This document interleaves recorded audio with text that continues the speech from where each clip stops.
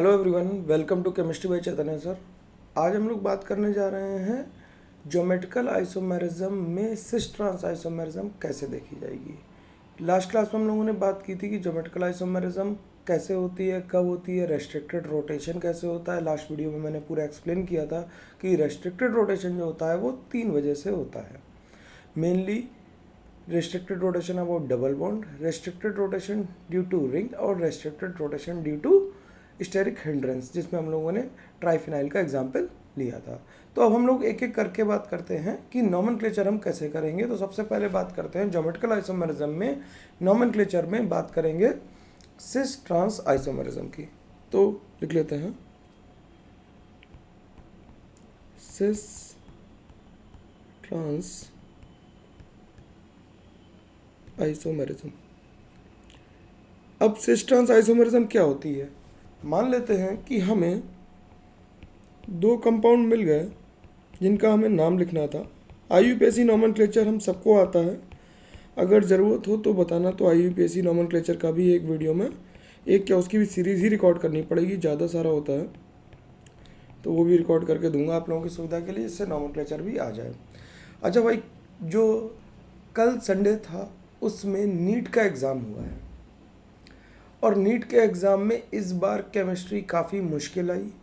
Assertion reasons बहुत सारे थे, तो बच्चों के नंबर हो सकता है केमिस्ट्री में थोड़े से डिप करें, लेकिन इसका मतलब ये है कि केमिस्ट्री के लिए भी अब हमें नीट लेवल जैसी कोई चीज़ नहीं रह गई। It is more like JEE mains plus level. तो हमें थोड़ा सा डीप डाउन पढ़ना पड़ेगा और अच्छे से पढ़ना पड़ेगा। रिएक्शंस लिख के देखनी पड़ेंगी, कॉन्सेप्ट्स को समझना पड़ेगा और फैक्ट्स को अच्छे से रिवाइज करना पड़ेगा, तभी केमिस्ट्री का पेपर नीट का सॉल्व होगा।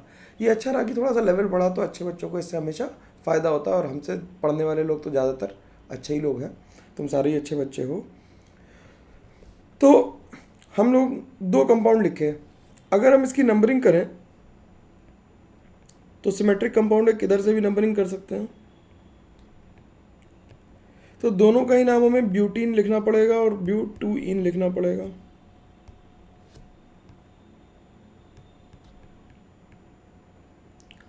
अब दोनों का नाम ब्यूटीन है और इन दोनों के अबाउट डबल बॉन्ड है और डबल बॉन्ड के अराउंड होता है restricted rotation. They are not allowed to rotate. ये लास्ट क्लास में हम लोगों ने बात की थी कि हम इन्हें रोटेट नहीं कर सकते। अगर हम इन्हें रोटेट नहीं करते सकते यानी हम they are not same, they are not same. अगर ये सेम नहीं है तो इनका नॉमेनक्लेचर भी अलग होना चाहिए। 2 अलग अलग कंपाउंड हैं, क्योंकि इन्हें रोटेट करके तो बनाया नहीं जा सकता। इसका मतलब ये क्या है, 2 अलग अलग कंपाउंड हैं। अब अगर अलग अलग कंपाउंड है तो इनका नॉमेनक्लेचर करने के लिए हमारे पास कोई तरीका होना चाहिए जिससे हम इनका नॉमेनक्लेचर कर पाएँ और इन्हें बता पाएँ कि इनका नाम हम अलग अलग लिखें, तो लोग पहचान जाएं कि कौन सी एल्कीन 2 ब्यूटीन सिस है और कौन सी ट्रांस है। तो एल्कीन्स के नॉमेनक्लेचर के लिए 3 नॉमेनक्लेचर यूज होते हैं, सिस ट्रांस, EZ और सिन एंटी। EZ को EZ भी कहते हैं, जी नहीं जी, ठीक है।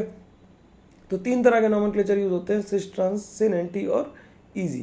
तो हम लोग इस वीडियो में केवल सिस ट्रांस पे फोकस करेंगे और कुछ क्वेश्चंस करेंगे जिससे हमें सिस ट्रांस आइसोमेरिज्म अच्छे से क्लियर हो जाए।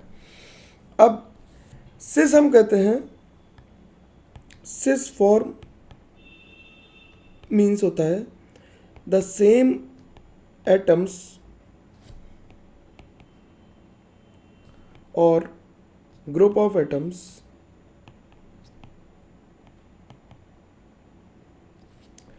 are on the same side। और ट्रांस का मतलब होता है trans comes from transoid and cis come from cisoid. जैसे ट्रांसॉइड के लिए सुना होगा, ट्रांसॉइड रेलवे हम लोगों ने सुनी थी। ट्रांस हम लोग कहते हैं ना, ट्रांस रेलवेज हैं, मतलब जो अपोजिट डायरेक्शन की तरफ चल रहे हैं। तो ट्रांस मतलब होता है द सेम एटम्स और group of atoms are on the opposite side. The same atoms और group of atoms are on the opposite side. ठीक है भाई। तो ट्रांस मतलब हो गया अपोजिट और सिस मतलब हो गया सेम। अब अपने ऊपर वाले क्वेश्चन को अगर हम देखें तो जो H और H है, CH3 की तरफ सर्किल करना थोड़ा मुश्किल हो जाएगा, तो H को सर्किल कर लेते हैं। तो सेम ग्रुप के जो एलिमेंट्स हैं, सेम एलिमेंट्स हैं, मतलब H और H या CH3 और CH3, तो ये दोनों अपोजिट साइड हैं, तो मेरे कहेंगे ये कैसी फॉर्म है, ट्रांसफॉर्म। कैसी फॉर्म है, ट्रांसफॉर्म, क्योंकि सेम ग्रुप के एटम कहाँ लगे हुए हैं, अपोजिट डायरेक्शन में लगे हुए हैं, इसलिए हम इसे कहेंगे ट्रांसफॉर्म। और इसमें सेम टाइप के एटम्स जो हैं वो एक तरफ लगे हुए हैं, तो हम इसे क्या कहेंगे, सिस फॉर्म। डबल बॉन्ड के रिस्पेक्ट में देखेंगे कि अगर उनके बीच का एंगल, अगर हम एंगल के बारे में बात करें, तो अगर उनका एंगल जिसे हम कहते हैं डायहेड्रल एंगल, डायहेड्रल एंगल अगर 120 हुआ तो वो सिस है, अगर डायहेड्रल एंगल 180 हुआ तो वो ट्रांस है। डायहेड्रल एंगल मुश्किल शब्द है, याद रखने के लिए सेम साइड और अपोजिट साइड याद रखना सही तरीका है, और उसी से हम लोग सवाल को लगाएंगे। तो अगर सेम साइड है तो सिस, अपोजिट साइड है तो ट्रांस। तो इसका नाम क्या आ जाएगा, इसका आ जाएगा ट्रांस 2 ब्यूटीन, और ये हो जाएगी सिस 2 ब्यूटीन। तो सिस और ट्रांसफॉर्म इन्हें हम कहते हैं। एक एग्जांपल और देख लेते हैं। रिंग में कैसे करेंगे, मान लेते हैं कि रिंग है, 6 मेंबर की रिंग है, और उसमें CH3 लगा हुआ है और CH3 लगा हुआ है। इसमें हमने क्या किया, 6 मेंबर की रिंग में CH3 एक ऊपर लगाया और एक CH3 बिलो द प्लेन लगाया। तो अगर दोनों CH3 प्लेन के सेम साइड पे हैं, अगर दोनों CH3 प्लेन के सेम साइड पे हैं, तो हम उसे कहेंगे सिस फॉर्म, और अपोजिट साइड पे हैं तो उसे हम कहेंगे ट्रांसफॉर्म। क्योंकि इसमें क्या है, एक डाउन द प्लेन है और एक अप है, यानी अबव है, यानी एक टुवर्ड्स द व्यूअर आ रहा है और एक बिलो द प्लेन जा रहा है। तो इसे हम कहेंगे ट्रांसफॉर्म, इसे कहेंगे, दूसरे वाले को कहेंगे सिस फॉर्म। जिसमें सेम साइड है वो सिस, जिसमें अपोजिट साइड है वो ट्रांस। इतनी सी बात है और इसमें लोग कंफ्यूज हो जाते हैं। ठीक है, तो हम लोग इसके क्वेश्चंस देखते हैं थोड़े से कि कैसे करेंगे क्वेश्चन। तो मैं क्वेश्चन लिख के लाया हूँ, तो क्वेश्चन यहाँ पे लिख देता हूँ बस। Write down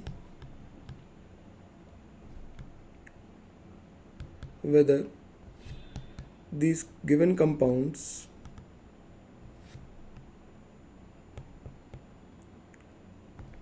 are trans or cis। तो इनमें हमें ट्रांस और सिस बताने हैं। ठीक है, अब कैसे बताएंगे इन्हें, एक एक करके अटेम्प्ट करते हैं, धीमे धीमे लगाएंगे क्वेश्चन, जिससे कि एक कंसेप्ट हमारा बिल्कुल क्लियर हो जाए। जेई मेंस के पेपर में इसका सवाल आ सकता है, जो कमिंग जेई मेंस है अभी, एडवांस में भी आ सकता है सवाल, और जो 11th में है उनके लिए तो ये 11th-12th वालों के लिए तो मस्ट रीड है ही। 11th वालों के लिए भी ऑर्गेनिक की उतनी ज़रूरत नहीं है, लेकिन 12th वालों के लिए मस्ट रीड है।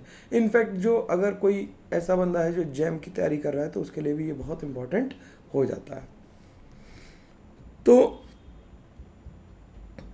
इसमें अगर हम एंगल्स की बात करें तो ये कार्बन हमारा sp2 था, ये वाला कार्बन, इस पे 3 बॉन्ड बने हुए थे, ये sp2 था, और इसके लिए जो एंगल्स आएंगे वो इसी तरह से आएंगे 120 डिग्री पे। ये भी कार्बन sp2 है, तो इसके लिए भी एंगल ऐसे ही आएंगे। अब हाइड्रोजन और हाइड्रोजन कैसे आ गए, सेम साइड आ गए। हाइड्रोजन और हाइड्रोजन कैसे आ गए, सेम साइड आ गए, और सेम साइड आ गए तो हम इसे क्या कहेंगे, सिस फॉर्म कहेंगे। बस हमें एंगल्स का ध्यान रखना है, और एंगल्स का ध्यान रख के हम लोग ये बता पाएंगे। तो सभी लोग बताने की कोशिश करो, वीडियो को पॉज करके पहले क्वेश्चन लिखो, आंसर लिखो कॉपी में, और फिर इसे दोबारा से सुनो। अगले क्वेश्चन में दोनों हाइड्रोजन्स बाहर की तरफ है, क्योंकि एंगल फिर से हमें 120 ही रखना है और अप्रॉक्स। तो ये भी कैसी फॉर्म हो जाएगी, सिस फॉर्म। इस वाले कंपाउंड में देखो, थर्ड वाले में ये H बाहर होगा और ये H अंदर होगा, क्योंकि एंगल फिर से हमें अप्रॉक्सीमेटली कितना रखना है, 120 रखना है। तो एक अंदर और एक बाहर, तो H दोनों कैसे आ गए, अपोजिट साइड आ गए। कैसे आ गए, H अपोजिट साइड आ गए। अगर H अपोजिट साइड आ गए तो क्या होगा, ट्रांस आ गए। कैसे आ गए? ट्रांस आ गए। इसमें देखो, अगर एक कंपाउंड में एक से ज़्यादा डबल बॉन्ड हैं तो हम उन दोनों बॉन्ड्स पे सिस या ट्रांस लिखेंगे और बताएंगे कि सिस या ट्रांस। तो दोनों हाइड्रोजन तुम्हें दिख रहा है कि एक बॉन्ड पे देखेंगे, ऐसा नहीं कि इस हाइड्रोजन को, ऐसा नहीं करेंगे कि इस वाले हाइड्रोजन को इससे कंपेयर कर लेंगे, दोनों अपोजिट है ना। क्या करेंगे? दोनों हाइड्रोजन को कंपेयर कर रहे हैं तो दोनों सेम साइड आ गए तो हम इसे कहेंगे सिस फॉर्म, ये सिस है, और ये भी दोनों सेम साइड आ गए एक कार्बन के, तो दोनों बॉन्ड कैसे हो गए? सिस हो गए। तो इतनी बात अच्छे से समझ में आई कि अगर हाइड्रोजन सेम साइड है तो उन्हें हम कहेंगे सिस, और अपोजिट साइड है तो उन्हें हम कहेंगे ट्रांस। अब अगला देखते हैं, नेक्स्ट सेट देख लेते हैं। ज़्यादा क्वेश्चन नहीं है, 10 ही क्वेश्चन है, जिससे प्रैक्टिस के लिए सफिशिएंट है। और बाकी क्वेश्चंस और ज़रूरत हो तो कमेंट बॉक्स में लिखना, मैं अलग से क्वेश्चन डाल दूंगा। किसी को अगर एडवांस की तैयारी के लिए ज़रूरत है और फिजिकली मेरे से मिलना है तो मेरे को मैसेज करो, मैसेज ड्रॉप करो, मैं रिस्पॉन्ड करूँगा कैसे हम लोग मिल सकते हैं एडवांस की तैयारी के लिए या फिर पढ़ने के लिए, तो हम लोग बात उसके बारे में भी कर पाएंगे। ठीक है, तो अब यहाँ पे एक हाइड्रोजन ऊपर आ गया और एक हाइड्रोजन नीचे आ गया, क्योंकि एंगल का विशेष ध्यान रखना है। क्योंकि अगर हमने मान लेते हैं कि इसे हटा देते हैं और हमने एंगल गलती से यहाँ लगा दिया, तो इस कार्बन पे एंगल देखो, ये एंगल 120 है अप्रॉक्सीमेटली, लेकिन ये एंगल 120 नहीं आ रहा। तो एंगल्स का ध्यान रखेंगे तो केमिस्ट्री इजी हो जाएगी, स्पेशली स्टीरियो आइसोमरिज्म। तो ये दोनों अपोजिट हो गए तो ये क्या हो गया? ट्रांस। इन दोनों में H बाहर की तरफ है तो ये क्या हो गया? सिस। इसमें H अपोजिट तरफ है तो ये क्या हो गया? ट्रांस। इसमें H अब सेम साइड है तो ये क्या हो गया? सिस। इसमें H सेम साइड है तो ये क्या हो गया? सिस। और इसमें H अगर हम बनाए तो दोनों अपोजिट साइड आएंगे तो ये क्या हो गया? ट्रांस। तो ये हमने एग्जाम्पल करे सिस ट्रांस आइसोमरिज्म के, जिससे हमें पता लग गया कि सिस फॉर्म और ट्रांसफॉर्म हम कैसे फाइंड आउट करेंगे। इसमें कोई दिक्कत नहीं होनी चाहिए किसी को भी। और अगर किसी कार्बन एटम पे डबल बॉन्ड पे या जहाँ पे भी ज्योमेट्रिकल आइसोमरिज्म अराइज हो रही है, वहाँ पे अगर क्या हुआ, दो एटम्स सेम कार्बन पे सेम लग गए तो फिर वो ज्योमेट्रिकल आइसोमरिज्म शो नहीं करेगा। जैसे एक कार्बन पे 2 H लगा दें तो ज्योमेट्रिकल आइसोमरिज्म नहीं होगी, 2 CH3 लगा दें ज्योमेट्रिकल आइसोमरिज्म नहीं होगी, 2 Cl लगा दें ज्योमेट्रिकल आइसोमरिज्म नहीं होगी। एक दो क्वेश्चंस और लिख लेते हैं, एक दो क्या, चलो ज़्यादा सारे लिख लेते हैं फिर तो। अगला क्वेश्चन देखते हैं 11th नंबर। 11th नंबर में क्या कर रहे हैं हम लोग भाई? इस बॉन्ड पे देखो, यहाँ पे हाइड्रोजन होगा, मैं दूसरे पेन से बना देता हूँ जिससे कलर दिखाई दे। यहाँ पे हाइड्रोजन है और यहाँ पे हाइड्रोजन नहीं है, सॉरी, यहाँ पे हाइड्रोजन है और यहाँ पे देखो जरा ध्यान से, तो यहाँ पे CH3 है और यहाँ पे CH3 है। तो CH3 इस बार कॉमन ग्रुप है, हाइड्रोजन कॉमन ग्रुप नहीं है, तो CH3 अपोजिट साइड है तो ये भी क्या हो गया? ट्रांस हो गया। ध्यान रखना, मेरी तरह गलती करोगे तो फिर दिक्कत में आ जाओगे। और भाई चुटकुले सुनने के हिसाब से तो बड़ी दिक्कत है ना। तो ध्यान से इसे थोड़ा, है ना। अब इसमें देखो, यहाँ पे CH3 है और यहाँ पे CH3 है, दोनों सेम साइड आ गए, यहाँ पे हाइड्रोजन है तो ये क्या आ गया? सिस आ गया। इसमें देखो, यहाँ पे H है, यहाँ पे H है, दोनों सेम साइड आ गए तो क्या हो गया? सिस। इसमें यहाँ पे H है, यहाँ पे H है, तो दो कैसा हो गया? सिस। ध्यान रखना है, सिस और ट्रांस में हमें हर बॉन्ड पे ये मार्क करना पड़ेगा कि कहाँ पे सेम साइड है एटम्स और कहाँ पे अपोजिट साइड हैं। इतनी बात अगर हम लोगों ने सीख ली तो हमारा सिस ट्रांस का झमेला हमेशा के लिए ख़त्म। और ऑर्गेनिक रिएक्शन में alkene, alkane, alkyne, alkyl halide और एल्कोहल पढ़ते समय एल्कीन के सिस ट्रांस की बहुत ज़रूरत पड़ती है। इन दोनों में स्टेबिलिटी कैसे डिफर करती है, कैसे इनके फिजिकल प्रॉपर्टी डिफर करती है, उनके लिए एक नया वीडियो आएगा, उसके लिए वेट करना पड़ेगा। लेकिन अभी तक हम लोगों ने जो बात सीखी उसे ध्यान से देखते हैं कि दोनों H सेम साइड और इसमें दोनों H अपोजिट साइड। तो ये हो गया बॉन्ड कैसा? सिस, और ये वाला कैसा हो गया? ट्रांस। तो देखो, अभी तक हम लोग देख रहे थे कंपाउंड में या तो सिस आ रही थी फॉर्म या ट्रांस फॉर्म आ रही थी। अब ऐसे एग्जांपल्स हैं जिनमें एक बॉन्ड तो सिस है और दूसरा ट्रांस है। ये दोनों देखो जरा, ये दोनों हाइड्रोजन अलग हैं और इन दोनों के रेजोनेंस की वजह से। अब भाई रेजोनेंस की बात आई है तो रेजोनेंस हमें GOC के वीडियोस देख के रेजोनेंस रिवाइज करना पड़ेगा। यहाँ से रेजोनेंस है, यहाँ पे हाइड्रोजन है, यहाँ पे हाइड्रोजन है, तो इसे कहते हैं एस सिस, क्योंकि दो बॉन्ड है और सिंगल बॉन्ड पे पाई बॉन्ड कैरेक्टर होने की वजह से ज्योमेट्रिकल आइसोमेरिज्म अराइज हो रही है। सिंगल बॉन्ड पे पाई बॉन्ड कैरेक्टर अराइज होने से ज्योमेट्रिकल आइसोमेरिज्म हो रही है, तो इसे कहते हैं एस ट्रांस। तो इनका नॉमेनक्लेचर एस सिस और एस ट्रांस लिखते हैं। बड़े इंपॉर्टेंट एग्जाम्पल्स हैं, अगर हम इन्हें इंपॉर्टेंट लिख दें तो कोई गलत बात नहीं है, बहुत इंपॉर्टेंट है ये। कि लोगों को लगता है कि दोनों कार्बन्स पे यहाँ पे अगर चेक करोगे तो हाइड्रोजन है, तो इन पे तो ज्योमेट्रिकल आइसोमेरिज्म होगी नहीं, लेकिन तब भी इसमें सिस और ट्रांस आइसोमेरिज्म हो रही है। रीजन बीइंग की जो रेजोनेंस है उसकी वजह से सिंगल बॉन्ड पे डबल बॉन्ड कैरेक्टर आ रहा है। ठीक है, ठीक है, चलो अगला देखते हैं। अब यहां पे दो हाइड्रोजन्स हैं, यहां पे दो हाइड्रोजन्स हैं, ठीक है, तो ये तो हो गई ट्रांस। और इस पर्टिकुलर डबल बॉन्ड पे करें तो इस पे कह देंगे नो जीआई, क्योंकि यहाँ पे दो हाइड्रोजन्स हैं। और इस पे भी क्या हो जाएगी, नो जीआई, क्योंकि इस पे भी दो हाइड्रोजन्स हैं। अगले वाले को देखते हैं, यहाँ पे एच एच अपोजिट, तो ये ट्रांस हो गया। एच एच अपोजिट, तो ये ट्रांस हो गया, सॉरी, एच और एच अपोजिट हो गए तो ये ट्रांस हो गया, तो तीनों ट्रांस हो सकते हैं। सी ओ एच और सी ओ एच आ गए सेम साइड, तो ये क्या हो गया, सिस।